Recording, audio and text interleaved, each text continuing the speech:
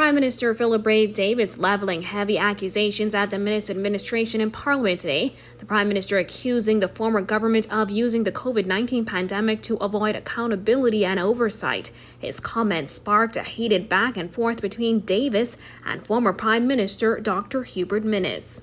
As he kicked off the mid-year budget debate, the Prime Minister pointed out what he called the Minnis administration's failure to be accountable and transparent about its spending habits during the COVID-19 pandemic. Davis placed the spotlight on the food program, Parks and Beaches Authority, and the travel health visa.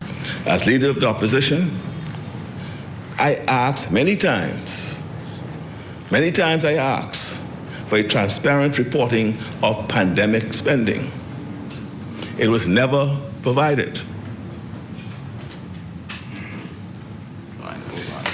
At the start of the pandemic, anti-corruption organizations like Transparency International warned that some governments would seek to use the health emergency to bypass ordinary procurement rules.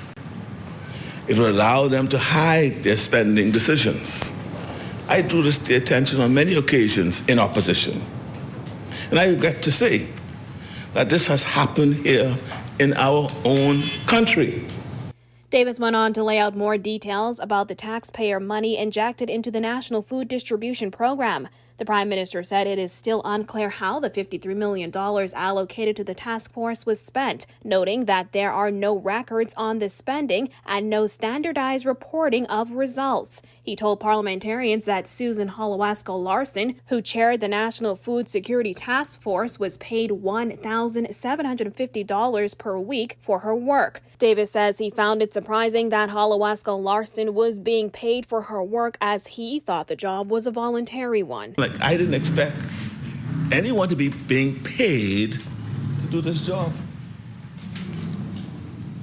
Everyone was saying, they believe, Brave, what people call me, they say, Brave, what you're doing attacking these people who offering their services to help the poor people and this charitable work. And I was feeling a little bad. Big business. I truly was feeling a little bad, I know that wasn't my intent, because it truly wasn't my intent. But then I discovered that they're making almost 10% of whatever they spend, plus $7,000 a week. And then a month. His accusations prompted a fiery response from former Prime Minister Dr. Hubert Minnis.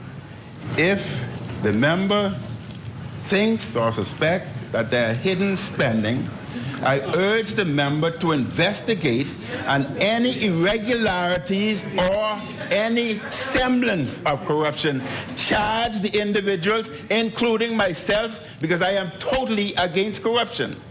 I am totally against it. Just totally transparent, do the investigation, and let the chips fall where they may. If not, then let's move on and tell the Bahamians what they are about to do about the recession and the cost of living and gas and food expenses that they face today. They want to hear, how are you going to Honorable member, you will have a chance to debate. You will have a chance to debate. The chair recognizes the honorable member for Cat Island. I'm hearing him saying he's against anti-corruption. He ain't for corruption, and he ain't this, and he ain't that. But I can tell you, right, and I will say anything, if he was against all those things, what I'm going to be talking about in a short while, I would not have to be talking about. Because if he had done his job, he did not do his job, and he knew why he wasn't doing his job. Reporting for Guardian News Network, I'm Jasmine Brown.